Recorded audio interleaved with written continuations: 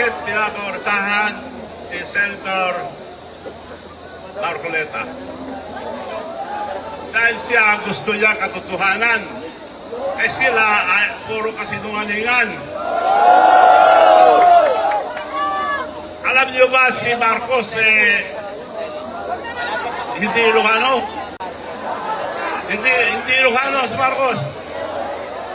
Nanakaw.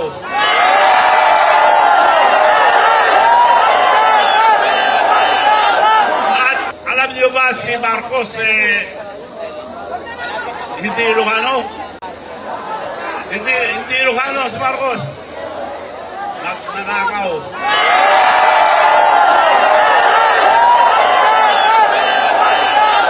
At pwede kong sabihin yan, may ebidensya ko kung gusto nyo makita, may bagong atraksyon sa probinsya niya. Mga ghost project. Walang project na mahusan doon. Ghost project. At saka hindi magkatugma. Putik.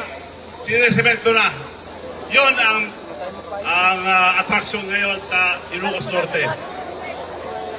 Kaya yun, mga kaibigan, patunay na yung sinabi niyang nagtayo siya ng 2,500 flood control noong Zona 24. Sinungaling po, wala yun. Hinanap ko na sa buong Pilipinas, pinagtanong ko na, wala po. Nakakita ko kukunti sa Ilocos Norte, sa distrito ni Sandro Marcos. Karamihan po, yung sabi ni Presidente BBM na guni-guni. Siya nagsabi guni-guni.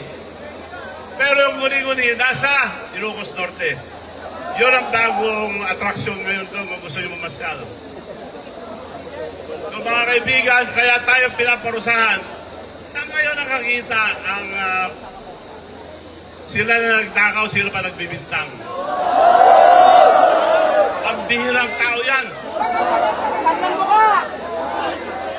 Ewan ko kung tao yun, walang konsensya. Yung 25 na pondo, GAA 25, ang pondo ng PhilHealth, wala. Kinuha nila bago maggawa ng GAA. Noong 25, kinuha ang pondo ang PhilHealth. Pinabalik. So, ang paggawa ng GAA, unang-una, Office of the President. Tawagin lahat yung mga departamento, tatanong niya, anong programa niyo, bibigyan. Tumingi ng PhilHealth ng ibalik ang 80 million nila. Pinirma niya. Dumating sa Kongreso, nandun pa rin, pinirma nila. Dumating sa Senado, nandun pa rin, pinirma nila. Sa BICAM, maraming sinaksak, nandun pa rin yung 80 million. Pagdating sa opisina niya, pinirma niya ulit, wala na. Magician. Ayaw, mabanyo. So, mga kaibigan, maski kulong ako, ilang demanda na sinasabi sa akin, wala naman totoo.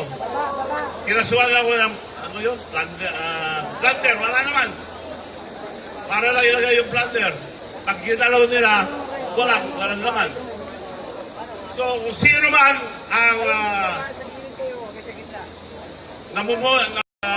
pupuna sa kanila sa pagnanakaw ng kaban ng bayan, kinakasuhan.